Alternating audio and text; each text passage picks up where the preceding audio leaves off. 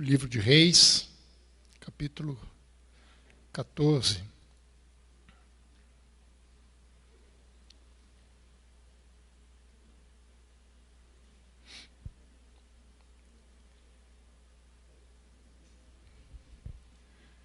Hoje o pastor Fernando ministrou sobre o capítulo 13, sobre Roboão. Nós vamos falar um pouco. O tema é praticamente o mesmo, porque o pastor falou sobre pessoas que não ouvem a Deus, né? Hoje de manhã. E o tema, não sabia, obviamente, está com reverberação. Mas o tema de hoje, nessa noite, é surdos à voz de Deus. Coincidentemente, aliás, é mais do que uma coincidência, porque os dois personagens envolvidos, tanto o capítulo 12, capítulo 13, capítulo 14, têm em seus nomes a mesma radical, Roboão, o rei, né? E Jeroboão, o nome Jeroboão, e Jeru, Roboão, mesmo radical. Então tem mais coisas aí em comum entre eles. Antes de ler o texto, é preciso a gente entender alguns pontos importantes sobre o livro de Reis. O livro de Reis é um livro que tem uma ótica muito de política.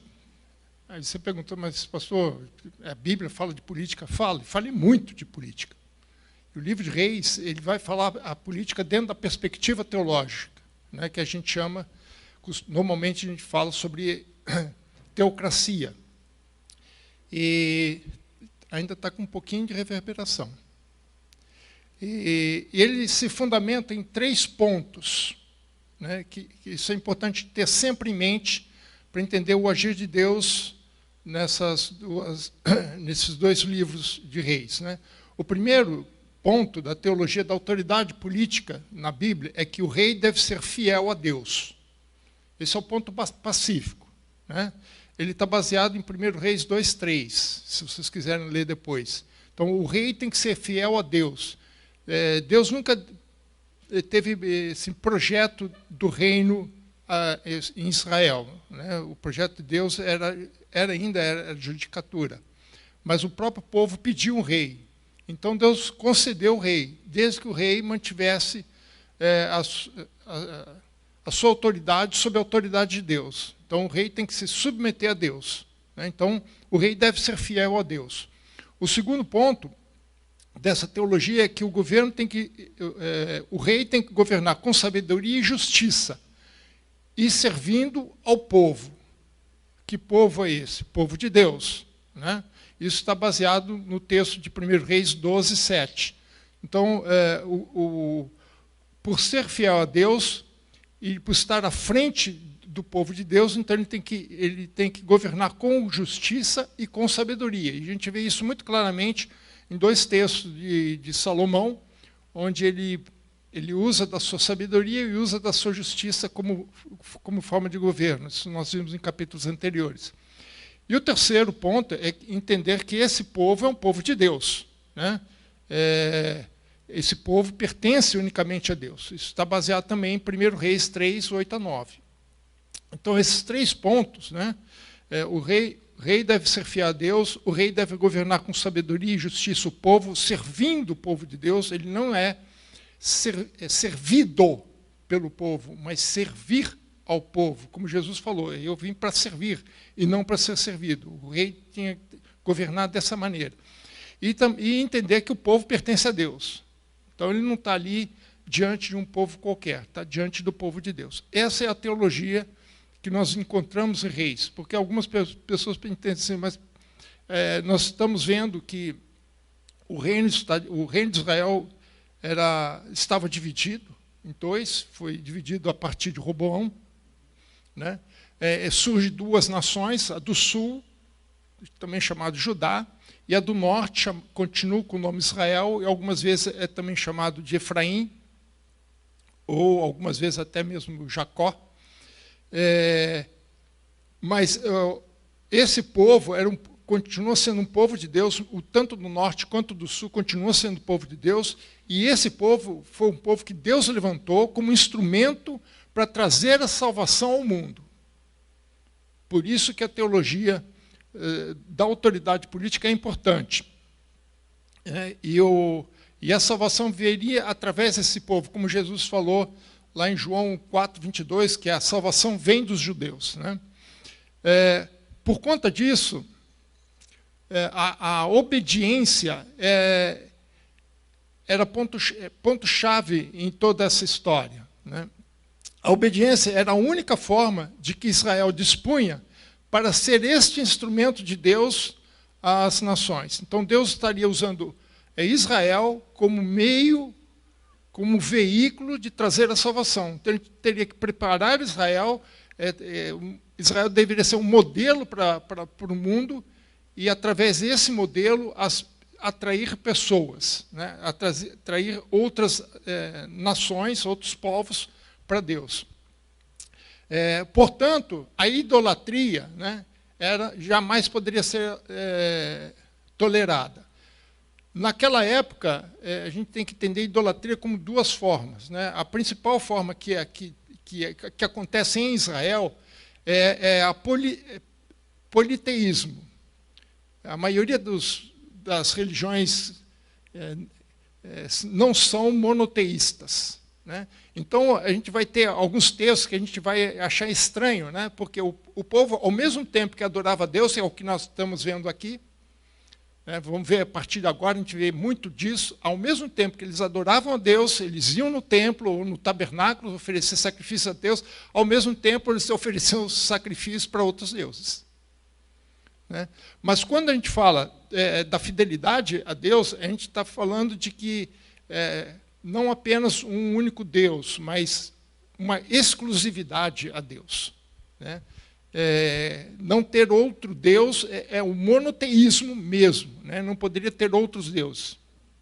Mas a principal caminho que Israel tomou foi do politeísmo. Então, ao mesmo tempo que ele adorava a Deus, adorava outros deuses. A divisão do reino que nós vimos, ela foi consequência da idolatria de Salomão, ou da apostasia de Salomão. Depois ele retorna, né? Alguns consideram que Eclesiastes foi escrito depois que ele percebeu o erro dele, chamou atenção e que ele voltou, né? Abandonou a idolatria, né? Mas a divisão do reino foi em função da idolatria de Salomão, quando ele trouxe a idolatria para dentro de Israel, né? Então, essa divisão ela deveria servir para o povo, para as futuras gerações, como um alerta, como algo que eles deveriam olhar e ser incentivados a manter a fidelidade a Deus e a fidelidade à sua palavra. Então, o autor de Reis vai trazer isso, né, nos seus relatos. Ele vai mostrar, através da história, como Deus conduz o seu povo dentro desse contexto, né? Então, a história dos dois reinos é essencial para mostrar o relato da conduta de Deus para com os povos, como Deus está tratando esse povo dele, né? Que agora está em dois reinos, mas o povo é um só, né? O problema é o seguinte, que quando Jeroboão assumiu o reino, ele, em vez de seguir as ordens que Deus já tinha dado, que nós vamos ver logo em seguida, ele faz algo que ele não deveria fazer. Ele não prestou atenção, acho que no contexto. Por isso que eu estou enfatizando essa introdução, porque o erro de Jeroboão foi exatamente não prestar atenção nesses detalhes. Ou seja, o que Jeroboão faz? Ele institucionaliza uma nova religião, né? Ele traz ele pega o que ele conhecia da religião já institucionalizada através da lei de Moisés e ele faz algo paralelo a ele. Ele faz hoje nós usaríamos o fake, né? Uma religião fake, né? Ele cria sua própria religião baseado no que ele conhecia, né? Tanto que ele constrói de novo os bezerros de ouro, só que agora não um, mas dois, coloca um ao norte, em Dan, que era a região norte, mais ao norte, fronteira norte de Israel, e outra ele põe ao sul, quase fronteira com Judá. E ele põe ali na cidade de Betel estrategicamente, porque passar por Betel era um dos caminhos que se usava para chegar a Jerusalém para adoração. Então, o que ele fez? Ele colocou bem um ao sul. Ele falou assim, bom, se vocês quiserem ir para Jerusalém, vocês não precisam, já tem um aqui. Então, era algo que estava no meio do caminho para evitar que o povo descesse, né? E ao norte ele colocou para fazer, vocês não precisam ir lá, vocês não precisam andar tudo isso, 100, 120, 130 quilômetros. Vocês ficam por aí mesmo, já tem um templo aí para vocês fazerem isso, né? Além disso, ele constituiu santuários, não só em Betel e Dan, em outros lugares, que a Bíblia chama de lugares altos. Ele constituiu sacerdotes que não eram da tribo de Levi, qualquer um poderia ser, né? Criou seu próprio calendário de festas, né? E isso acabou provocando Deus. E o Deus que ele colocou foi os bezerros de ouro. E ele falou a mesma coisa que Arão falou para o povo quando Arão fez o bezerro de ouro. Este é o Deus que tirou vocês do Egito, né? Então ele conhecia um pouquinho aí a Torá, conhecia um pouco a história de Israel. Então esse é o contexto que a gente encontra aqui. O pastor Fernando ministrou hoje de manhã os desdobramentos de Roboão, e nós vamos ver um pouco dos desdobramentos que acontecem com Jeroboão, né? Então, para começar, nós não vamos ler todo o texto, porque ele é um tanto extenso, mas vamos ler vamos ter que começar do capítulo 13.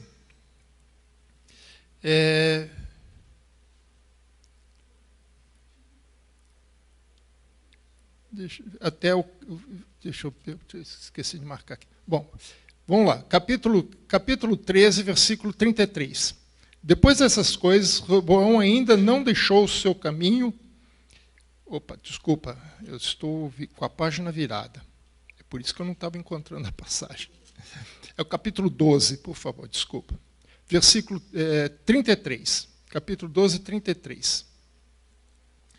No 15º dia do 8º mês, escolhido a seu bel prazer, subiu ele ao altar que fizeram em Betel, e ordenou uma festa para os filhos de Israel, e subiu para queimar incenso. Então, esse é o contexto. Ele estava em Betel, no sul, foi lá para queimar incenso. 13. Eis que, por ordem do Senhor, veio de Judá a Betel um homem de Deus, e Jeroboão estava junto ao altar para queimar incenso. Chamou o profeta contra o altar, por ordem do Senhor, e disse, altar, altar, assim diz o Senhor, eis que um filho nascerá da casa de Davi, cujo nome será Josias, o qual sacrificará sobre ti os sacerdotes dos altos que queimam sobre ti incenso, e ossos humanos que se queimam sobre ti. Deu naquele mesmo dia, um sinal, dizendo, este sinal é o que o Senhor falou, eis que o altar se fenderá e se derramará a cinza que há sobre ele. Tendo o rei ouvido as palavras do homem de Deus, que clamara contra o altar de Betel, Jeroboão estendeu a mão sobre o altar, dizendo, prendei-o. Mas a mão que estendera contra o homem de Deus secou, e não podia recolher. O altar se fendeu, e a cinza se derramou do altar, segundo o sinal que o homem de Deus apontara por ordem do Senhor.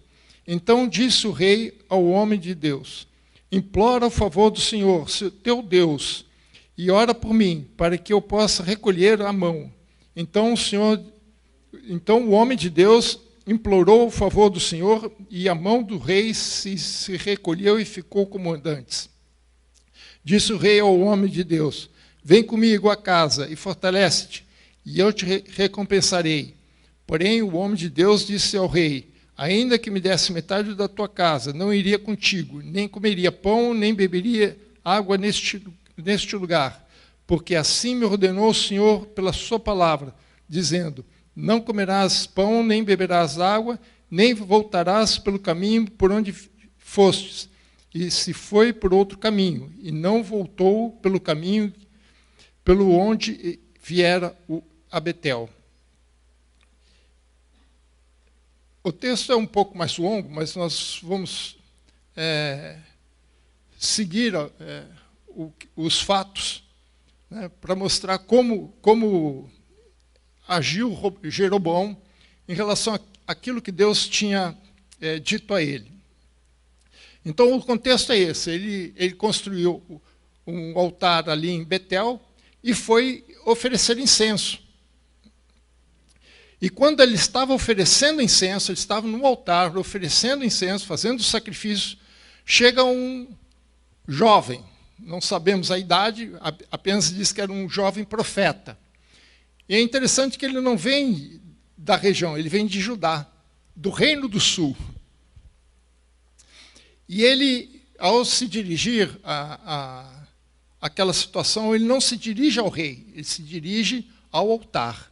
Então ele clama contra o altar, dizendo, altar, altar, né? E que sobre ele haveria de nascer alguém da casa de Davi, quer dizer, do Reino do Sul, né? Que iria queimar ossos dos profetas, dos sacerdotes, daqueles que ofereciam naquele altar, sobre aquele altar. E isso aconteceu mais ou menos 300 e poucos anos depois disso. Foi um dos últimos reis da dinastia de Davi, antes do cativeiro. Mais ou menos 360 anos, mais ou menos, depois. Então, veja, o que o profeta faz é não direcionar a profecia contra o rei, contra Jeroboão. Ele se direciona especificamente ao altar. O que ele está indicando ali, que aquele altar que simbolizava a idolatria do povo, era o centro do problema. Deus nunca pediu aquele altar. Talvez, se ele tivesse pedido a Deus, conversado com Deus, talvez Deus até autorizasse ele construir um novo templo ali. Ou se ele pelo menos seguisse as ordens que a lei dizia, colocando apenas levitas, fazendo sacrifício somente a Deus, corretamente. Talvez Deus não fizesse nada, não falasse nada. O problema é que o altar não estava voltado para Deus. Ele construiu um bezerro de ouro.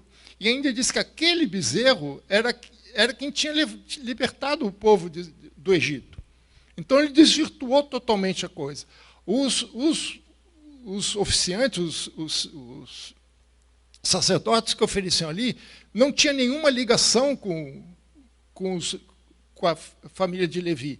E ele fazia o que ele bem entendia. Então ele institucionalizou algo totalmente fora. Aquele altar estava totalmente fora do projeto de Deus, totalmente fora daquilo que Deus já tinha estipulado na lei de Moisés.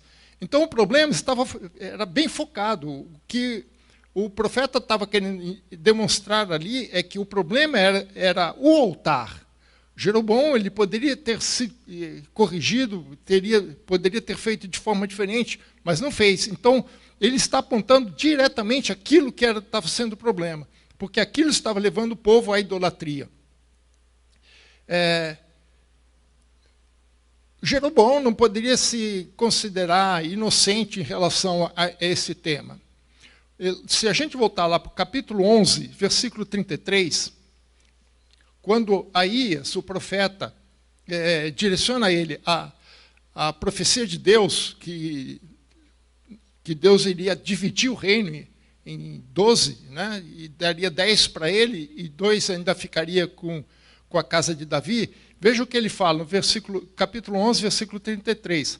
Porque Salomão me deixou e se curvou a Astarote, deusa dos Sidônios. Olha aqui o politeísmo institucionalizado. Meus irmãos, Salomão foi quem construiu o templo. Não podemos esquecer disso. Mas ele não construiu só o templo, ele fez mais um para Astarote, deusa dos Sidônios, para Quemos, deus de Moabe, Milcom, deus de Amon, dos Amonitas. Não andou nos meus caminhos para fazer o que era reto perante mim, a saber, os meus estatutos, os meus juízos, como fez Davi, seu pai. Então, ele foi alertado pelo profeta de que o problema da divisão era a idolatria que foi institucionalizada por Salomão.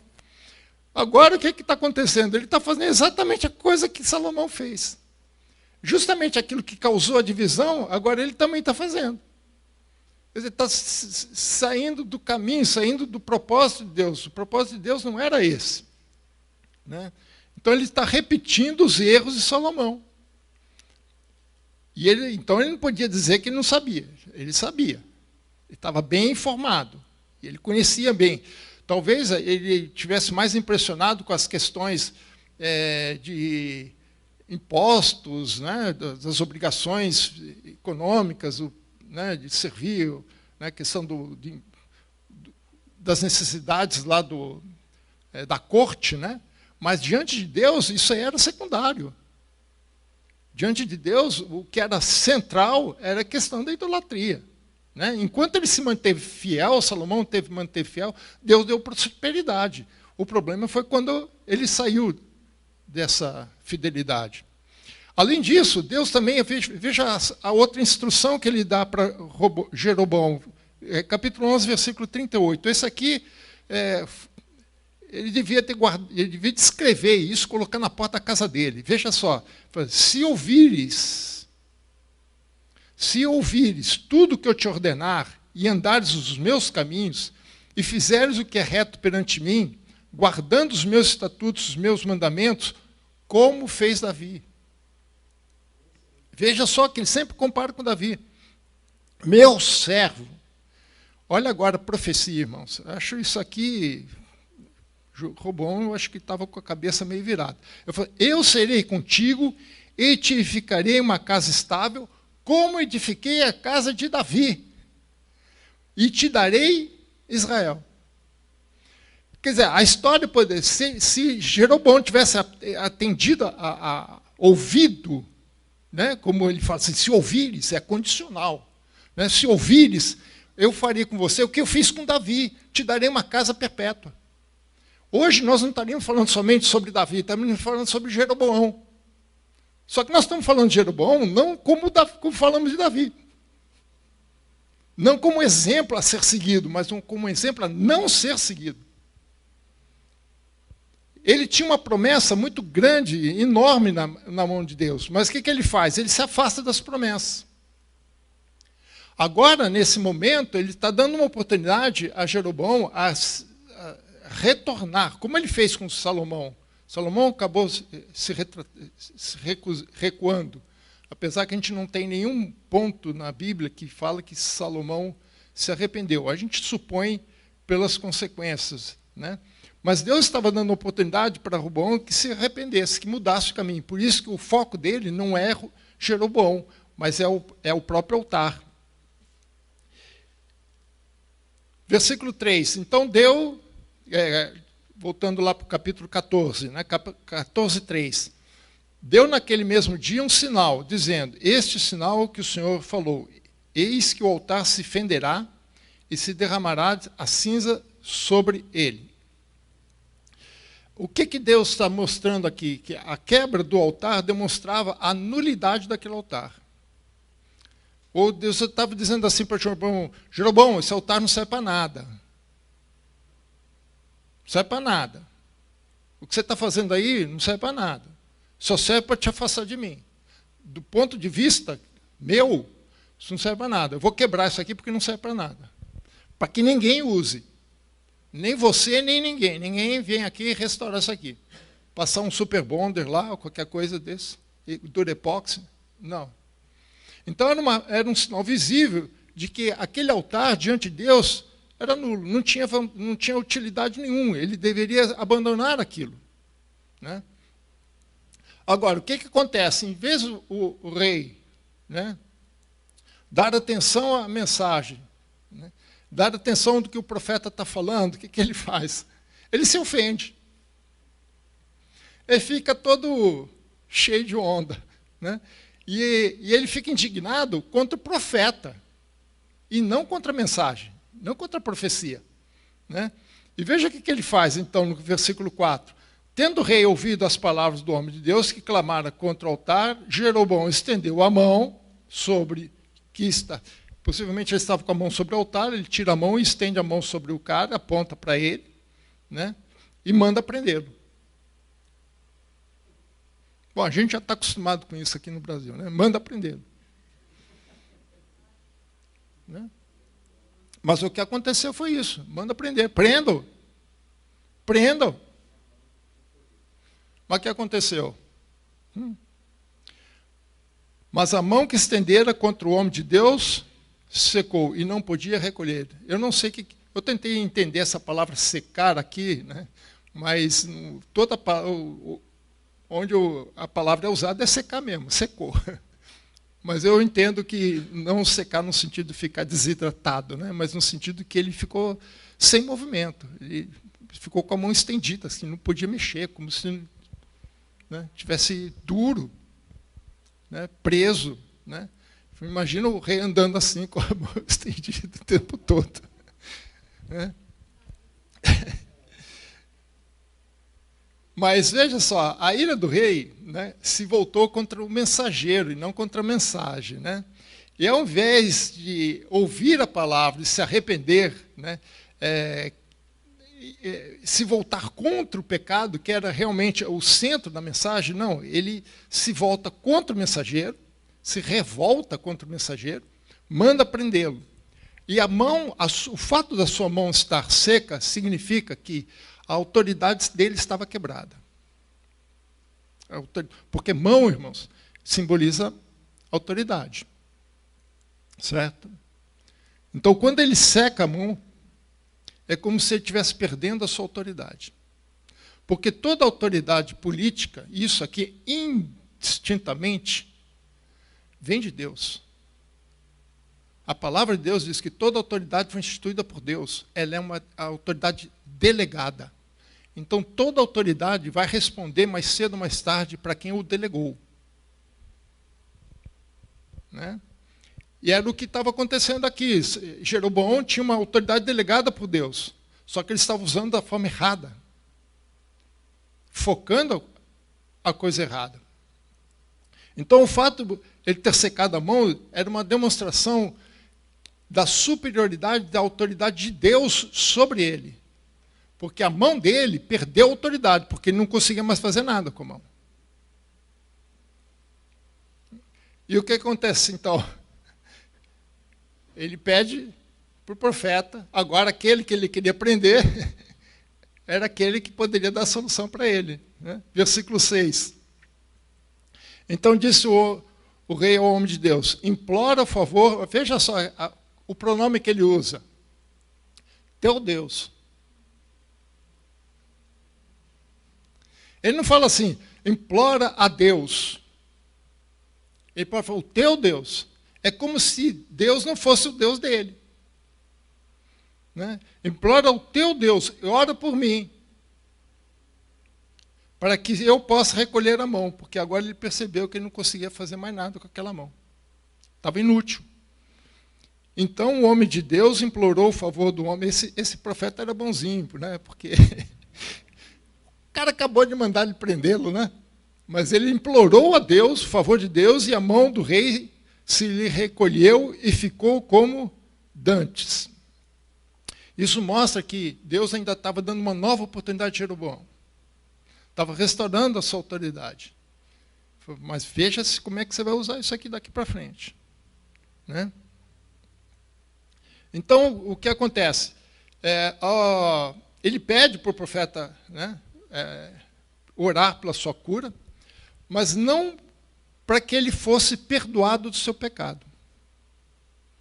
Ele quer se livrar do problema. E qual o problema naquele momento dele? É a mão. Né? Ele não queria se livrar do verdadeiro problema, que era o pecado na vida dele, que era a idolatria, que era a essência da mensagem. Né? Então, com isso, o Jeroboão já demonstra que ele não teve um arrependimento. Ele só queria se livrar do problema. Ele ficou impactado, ele ficou impressionado com aquilo. Mas, ao mesmo tempo, tanto a mão que ficou seca, quanto a cura da mão, também se tornaram para ele um sinal do juízo de Deus contra a idolatria de Jeroboão. Então era um sinal, assim, se aconteceu uma vez, pode acontecer de novo.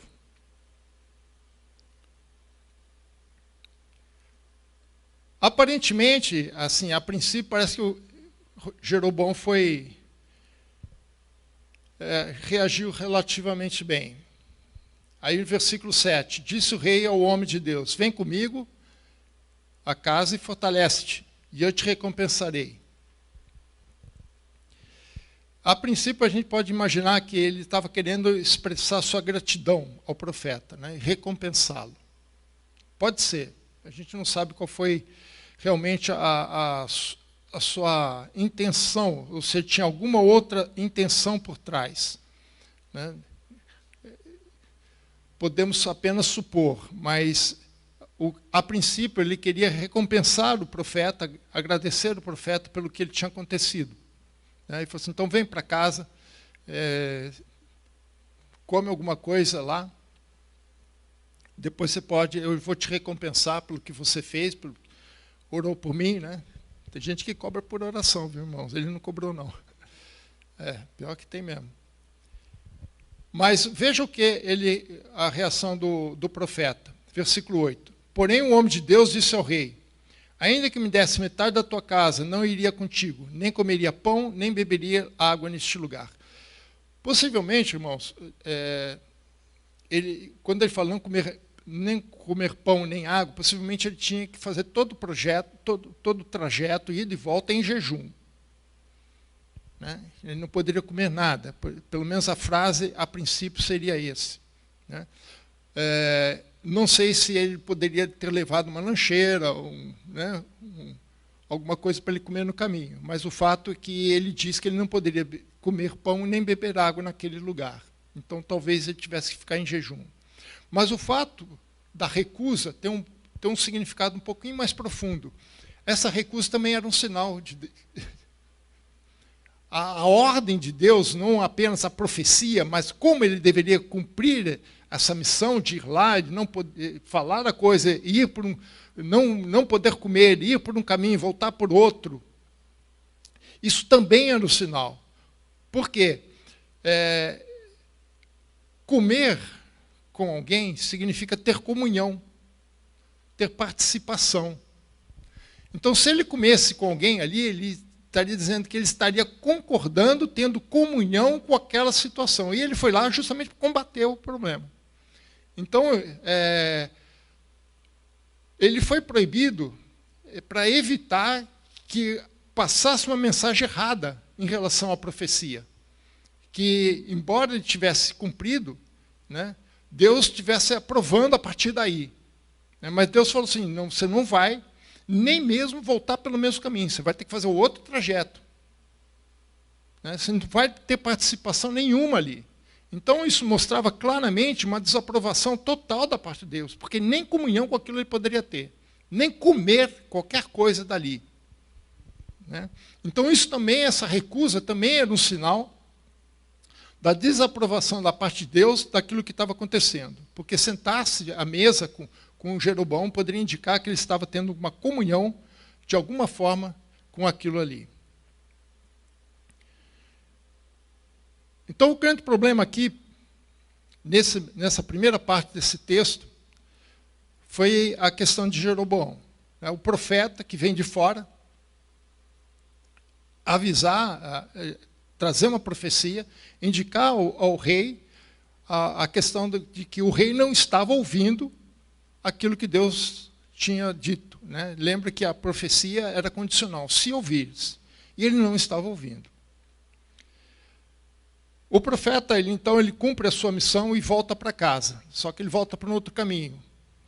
Eu não sei porquê, possivelmente ele, por cansaço, no meio do caminho ele para para descansar debaixo de um carvalho.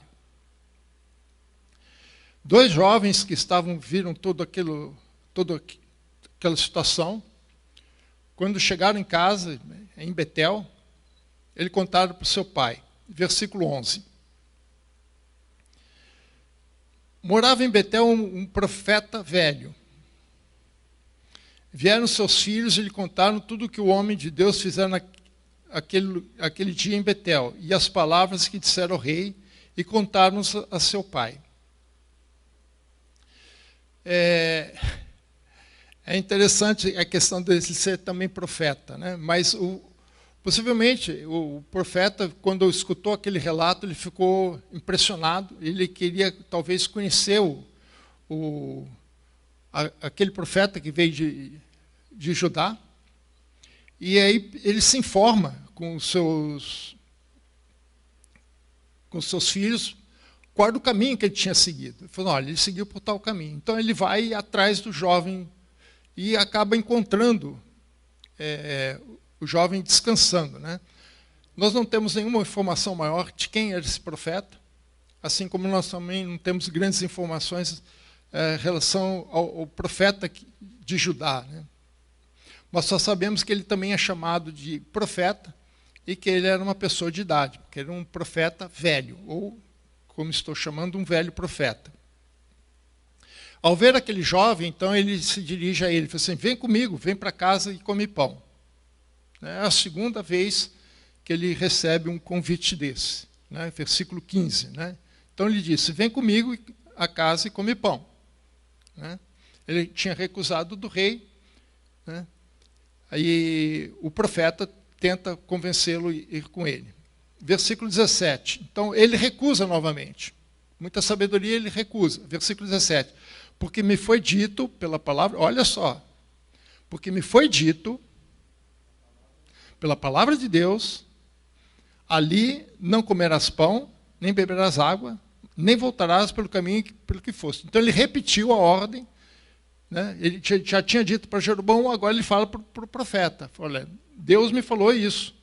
E foi Deus quem falou, direto. Então foi-me dito, pela palavra do Senhor, que eu não podia voltar. Então o jovem, ele reforça, né, reitera as ordens de Deus na execução da sua tarefa. Então não era só a mensagem que era importante, também como ele deveria executar a tarefa que também era importante. Né? Mas veja só, versículo 18, olha o perigo. Versículo 18, eu não sei se deveria chamar profeta velho, em português a gente usaria outro termo, né? Mas tudo bem. Tornou-lhe ele, respondeu, né? Também eu sou profeta como tu. E um anjo, cuidado com os anjos, meu irmão. E um anjo me falou por ordem do Senhor, né? Dizendo, faze-o voltar contigo para a tua casa, para que coma pão e beba água. Aí tem entre parênteses, porém, mentiu. Meus irmãos, esse é o verdadeiro falso profeta, meu irmão. Pois é interessante que o rei não conseguiu convencer o profeta a comer pão, mas o velho profeta conseguiu, né? Então, meus irmãos, precisa tomar cuidado com isso aqui, porque aquele que é servo de Deus sempre são mais visados. Quanto maior a posição, maior responsabilidade, são os mais visados. Então, eles correm os maiores perigos, principalmente quando envolve questões espirituais, né? Uma situação que é plausível, né? Eu sempre falo que a pior chantagem que existe é a chantagem espiritual, né? Então precisa tomar cuidado, né, com esse fingimento que plausível, né, de uma certa espiritualidade, de uma certa santidade, né? Porque ele se identificou, eu sou um profeta como você. O anjo de Deus, por ordem de Deus, veio até a mim, dizendo que era para você, para buscar você. E eu vim aqui pessoalmente. Aí o jovem, vendo uma pessoa de idade, né? Ele falou assim, deve ser de Deus mesmo, né? Mas a gente precisa tomar cuidado, irmãos. Isso só nos mostra que nós devemos duplicar o nosso cuidado, principalmente quando a gente recebe uma ordem de Deus. Veja o que João fala em 1 João 4:1. Primeira carta de João, capítulo 4, versículo 1. Amados, não deis créditos a qualquer espírito. Não deis créditos a qualquer espírito. Antes, provai os espíritos se procedem de Deus. Porque muitos falsos profetas têm saído pelo mundo afora. A pessoa chega na igreja, olha, Deus está me mandando dizer que você é isso, aquilo. Ah, o pastor Fernando, Deus está dizendo que é para ser apóstolo. Não, apóstolo não, patriarca. Apóstolo já era, irmãos. Apóstolo é para baixo clero. Agora é apóstolo, é patriarca. Né? Cuidado com isso, irmãos. Cuidado. Qual foi a falha do profeta? O jovem profeta acabou indo, aceitando a proposta. Né? O que o rei não conseguiu, o profeta, que seria mais conveniente se chamar profeta veiaco, né? Como a gente costuma dizer no português, do que um profeta velho. Né? Velhaco, né? Porque enganou o garoto. Né? O jovem ele deveria ter desconfiado desse convite, por dois motivos. Primeiro motivo, se ele, profeta, era de Judá, o outro era de Betel. Por que Deus não usou o profeta de Betel para falar? Por que ele teve que importar um outro profeta para trazer a mensagem? Por que ele não usou aquele profeta? Ele não é profeta também? Por que Deus não usou aquele profeta? Não tem alguma coisa estranha?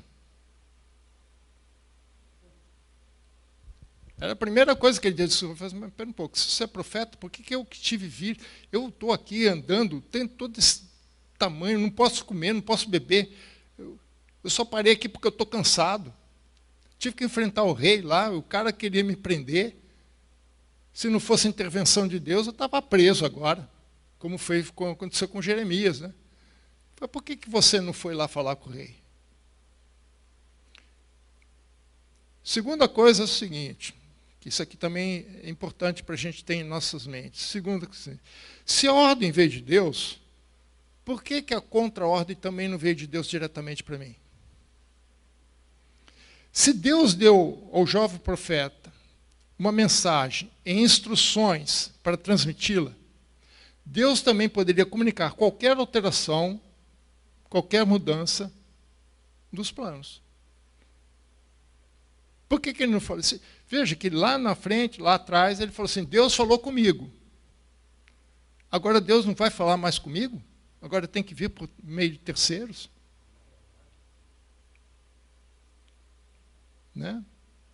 Então, o jovem profeta ele pode ser muito zeloso no seu trabalho, mas ele não foi muito sábio. O astuto foi o velho profeta. Nós não sabemos realmente quais foram as motivações do velho profeta. Né? Mas aceitar, né, a palavra do profeta, do jovem profeta, a palavra do velho, né, fez com que ele desobedecesse a Deus. Acabou. E é interessante que o velho profeta foi usado por Deus para repreender o jovem profeta. Olha como Deus age. Usou um profeta velho, mentiroso, possivelmente com uma vida espiritual decadente, porque Deus não usou. Se ele tivesse com a vida espiritual em dia, Deus usaria ele. Né? Precisou vir alguém de fora, mas agora é a mula de Balaão falando de novo. Né? Versículo 20 e 22. Estando eles à mesa, veio a palavra do Senhor ao profeta que o tinha feito voltar. Ele foi repreendido pelo próprio profeta que o enganou. Né? E clamou ao homem de Deus que viera de Judá, dizendo, assim diz o Senhor. Agora a coisa começou a ficar feia para o lado dele. Porquanto fostes rebeldes à palavra do Senhor, e não guardaste o mandamento que o Senhor teu Deus te mandara, antes voltaste, comeste pão e bebeste água no lugar que ele te dissera, não comerás pão, não beberás água, o teu cadáver não entrará no sepulcro de seus pais. Que sentença, hein? Que sentença. Olha a responsabilidade dele. Ele foi repreendido pelo próprio profeta que o enganou. Né? Não tem desculpa, irmãos, porque Deus tinha falado com ele diretamente. Ele repetiu a ordem 2 vezes. Ele falou com o rei, falou assim, não posso porque Deus me proibiu. Veio com o velho, de novo, não posso. Agora ele vai, só porque você falou que veio, só porque ele falou que veio, a mensagem veio de um anjo. Então, irmãos, principalmente aos nossos jovens, né? Cuidado para não deixar que os outras pessoas, pelo menos que se dizem cristãos, né, digam qual é a vontade de Deus para a tua vida. Tem certas coisas que você tem que ter a palavra de Deus diretamente para você. Por isso que muitas vezes eu oro para Deus em cultos, e falo assim, que Deus fale diretamente com a pessoa. Esse negócio, Deus já falou comigo. Eu falo, tá bom, se falou comigo, vai falar comigo também. É a minha vida que está em jogo. Não foi o velho que morreu, foi ele. Ele que sofreu a pena. O velho não tinha responsabilidade nenhuma. Depois, entre o velho e Deus, é outra história, hein? Mas aquele jovem, ele tinha que manter-se firme dentro da vontade de Deus. Ele recebeu instruções diretamente de Deus. Ele não veio por e-mail, não veio pelo WhatsApp, MSN, SMS. Não veio direto. E ele confirmou, Deus me falou. Se Deus falou, guarda isso para você. Né? Lembro que quando Jesus foi tentado por Satanás, a primeira tentação, né?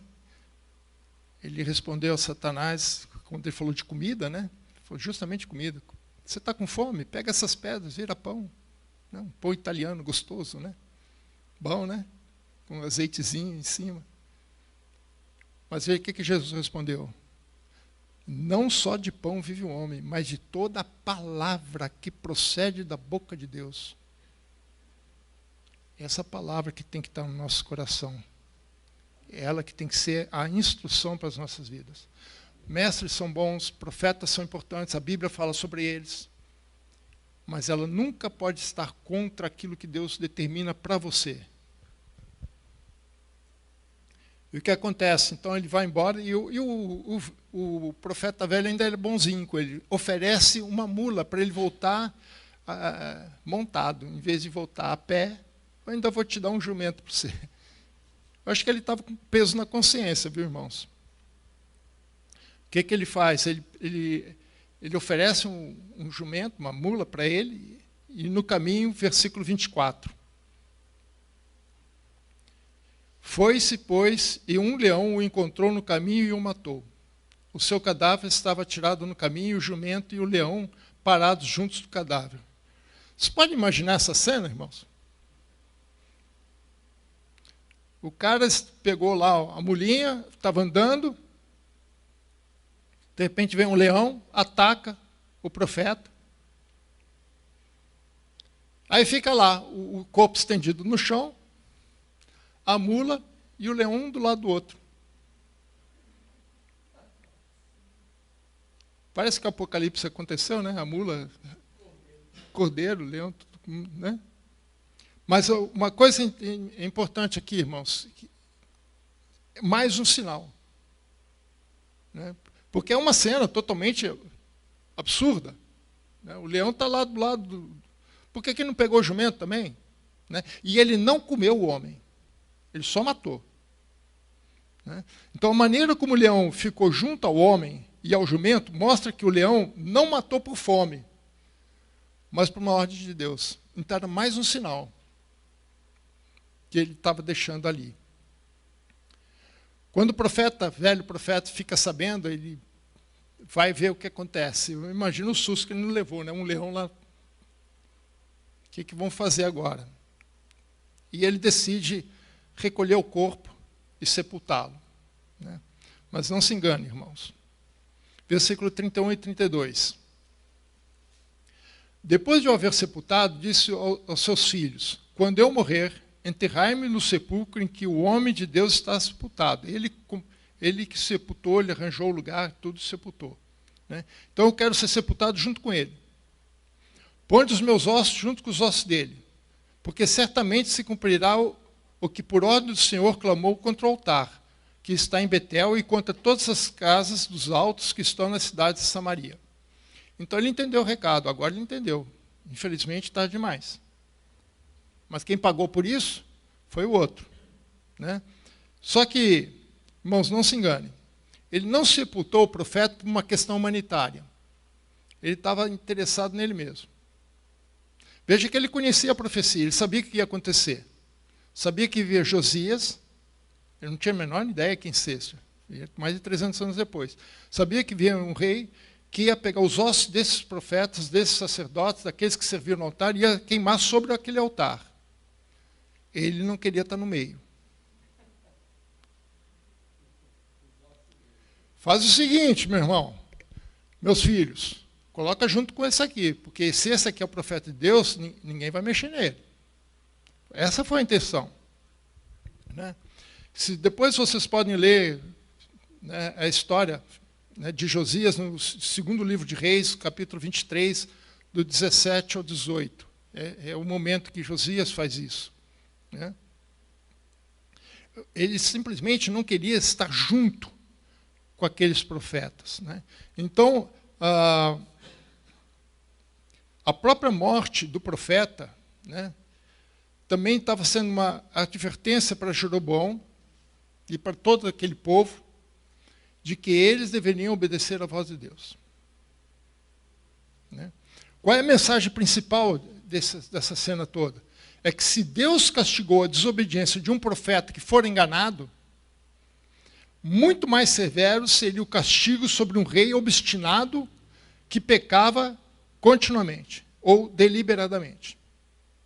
Então, se Deus tratou um profeta daquele jeito, apesar de ele ter sido enganado, porque ele também não ouviu a Deus, ele acabou também, no primeiro momento tudo bem, mas no segundo momento não. Lembra que a advertência do profeta foi justamente que ele não ouviu a Deus, que ele desobedeceu a ordem de Deus. Então a morte do profeta também era um sinal. Foi assim, se Deus tratou assim um profeta, que era um servo dele, quanto mais o outro que era obstinado em se manter na idolatria. Essa era a mensagem principal. Essa era a lição que ele deveria aprender. Aprendeu? Não. Versículo 33 e 34. Depois dessas coisas, Jeroboão ainda não deixou o seu mau caminho. Depois dessas coisas, depois desses fatos, depois de tantos sinais para ele, depois de tantas sequências de fatos indicando que o problema estava na idolatria, não ouvir a voz de Deus, ser surdo para que Deus estava falando. Depois dessas coisas, Jeroboão ainda não deixou o seu mau caminho. Antes, dentro do povo, tornou, quer dizer, começou de novo, a constituir sacerdotes para os lugares altos. A quem ele queria consagrava para sacerdotes dos lugares altos. Isso se tornou em pecado na casa de Jeroboão, para destruí-la e extingui-la da terra.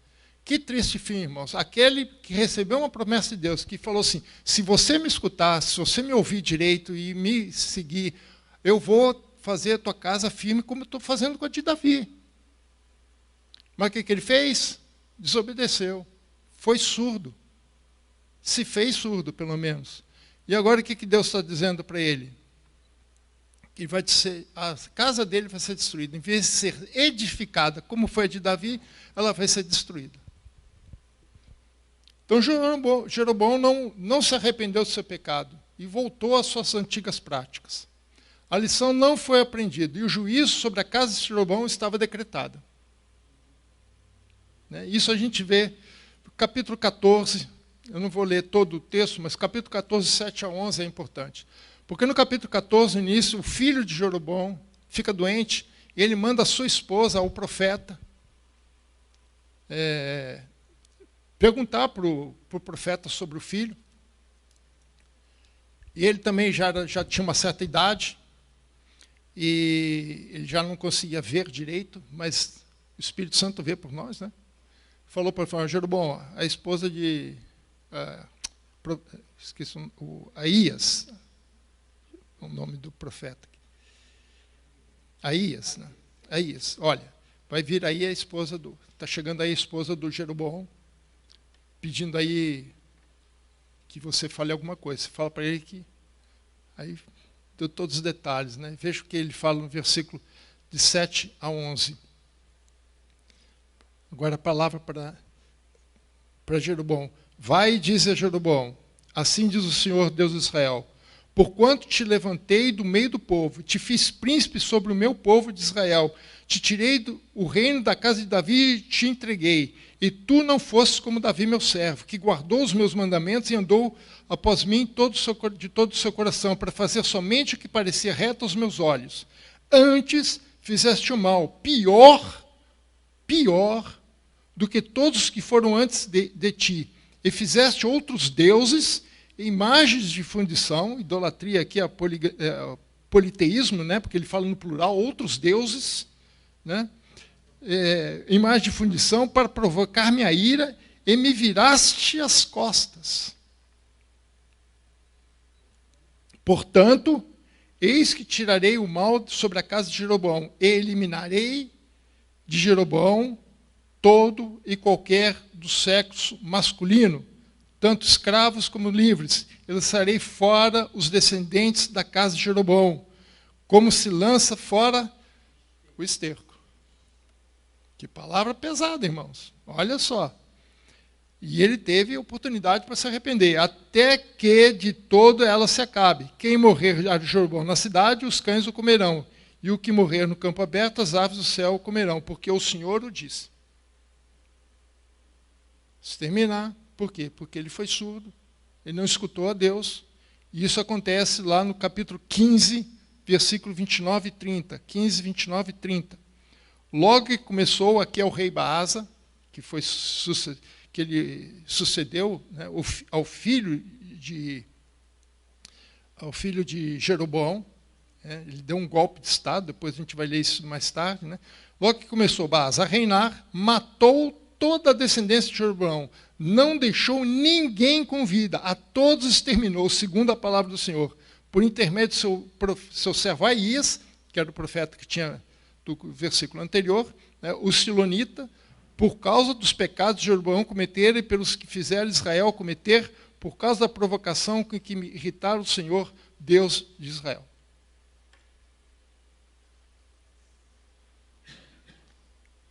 Não é uma mensagem muito fácil, certo? Mas aqui nós temos duas situações. Né? Primeiro, o rei que se faz surdo. Recebe de Deus uma missão, liderar 10 tribos de Israel. Recebe uma grande promessa de ter a sua casa estabelecida para sempre. Né? Mas só tinha uma condição, de ouvir a Deus. Obedecê-lo. Isso é condição sine qua non, irmãos. Mas ele não ouviu a Deus, se fez surdo. Depois, mesmo um profeta, um homem de Deus, que se deixou enganar, se deixou levar por um homem mentiroso, falso profeta, um argumento espiritualizado, um anjo me falou. Também não ouviu a Deus. Pedro, quando estava no Sinédrio, sendo julgado pelo Sinédrio, o Sinédrio disse, olha, nós estamos proibindo você de pregar o Evangelho. Aí ele respondeu que eu chamo assim, o princípio de Pedro, né? Mais importa obedecer a Deus do que a homens. E é interessante, enquanto aquele profeta estava obedecendo a Deus, quando ele foi lá falar com Jeroboão, fez tudo certinho, ele estava com a proteção de Deus. Jeroboão tentou prendê-lo, não conseguiu. Estendeu a mão contra ele, não conseguiu. Estava protegido por Deus. Mas quando ele saiu da proteção de Deus, quando ele desobedeceu, acabou. Portanto, irmãos, 3 lições que a gente precisa tirar daqui. Primeira lição. A palavra de Deus é a autoridade máxima na vida do povo de Deus. Nenhuma palavra que a contradiga deve ser acatada, mesmo que venha de pastores, mestres ou profetas. A palavra de Deus é a autoridade máxima. Na verdade, irmãos, para todos os homens. Na verdade, para todos os homens, porque Deus é o nosso Criador. Para todos os homens. Mas para nós que temos consciência da palavra de Deus, muito mais. Nós temos muito mais responsabilidade. Veja, a responsabilidade maior entre os dois profetas caiu no profeta, o jovem profeta, que veio de Judá, porque ele tinha a palavra de Deus, o outro não tinha. Gálatas 1, 8.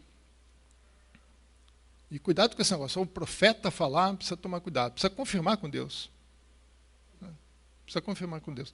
Veja Gálatas 1, 8. Ele fala assim: mas ainda que nós, é Paulo falando, que nós, apóstolos, ou mesmo um anjo vindo do céu, que foi o que aconteceu lá, fala, olha, veio um anjo do céu, mandado pelo Senhor, né, que pregue um evangelho que vá além do que você é empregado, seja amaldiçoado, anátema.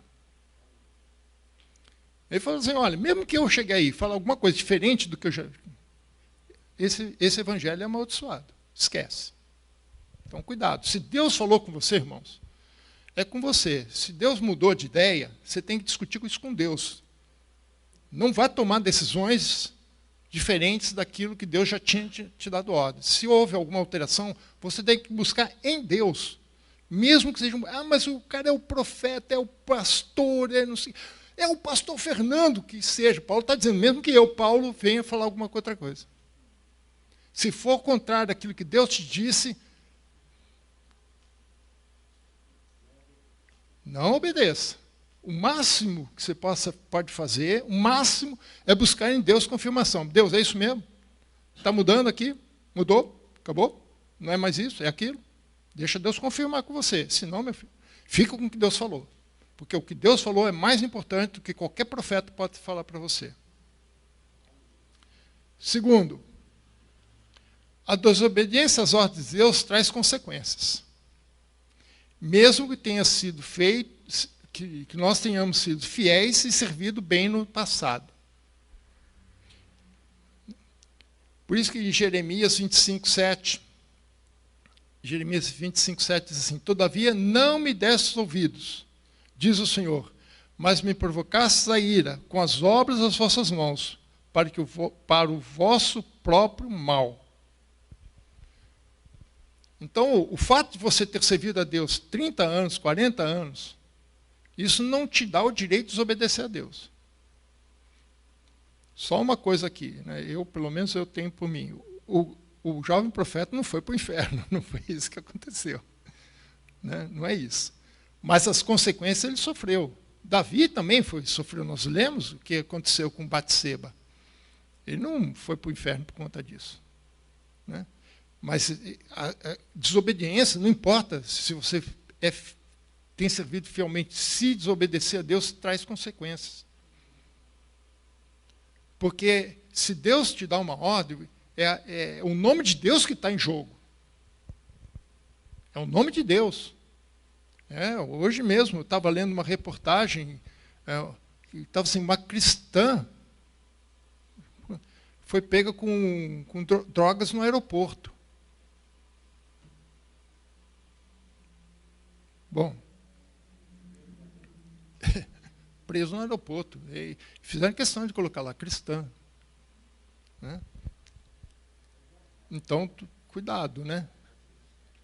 O fato de você estar servindo todos esses anos a Deus não te dá salvo-conduto para desobedecer a Deus. E terceira e última lição. O que se espera de um servo do Senhor é fidelidade no cumprimento de sua missão. Fidelidade no cumprimento de sua missão. Mesmo que enfrente oposições e adversidades. Foi o caso desse jovem. Né? Primeiro ele enfrentou a adversidade lá de enfrentar o rei. Que enfrentar o rei não é fácil. Né? E a segunda é a adversidade de ir e voltar a fazer todo aquele caminho que ele tinha que fazer em jejum. Ele não podia nem... Ele parou lá, talvez cansado. Né? Mas... ele tinha que manter essa fidelidade na ordem de Deus, cumprir a ordem de Deus completamente, por isso que Paulo fala, cumpra cabalmente o seu ministério, né, totalmente, né, para que a ordem de Deus seja completa em nós. Né. 1 Coríntios 4, 2. Ora, Além disso, o que se requer do dispenseiro é que cada um deles seja encontrado fiel. Não importa as suposições, não importa as adversidades, tem que se manter fiel. Está com fome? O cara está oferecendo um banquete. Deus falou que pode comer? Não, então não vou comer. Eu só posso comer quando eu voltar para a minha terra. Quando eu voltar para Judá. Lá eu posso comer. Passou a fronteira, eu posso comer, mas aqui eu não posso. Então não coma. Deus vai te sustentar, vai te dar força, né? Porque você está cumprindo a voz de Deus. Então, irmãos, o que aconteceu aqui foi problema de surdez. Não ouvir a voz de Deus, não seguir a voz de Deus. Que você também não seja surdo. Que você esteja atento àquilo que Deus está falando para você. E que você busque em Deus as orientações daquilo que Deus quer para você e mantenha-se fiel naquilo que Deus te ordenou. Amém? Deus abençoe.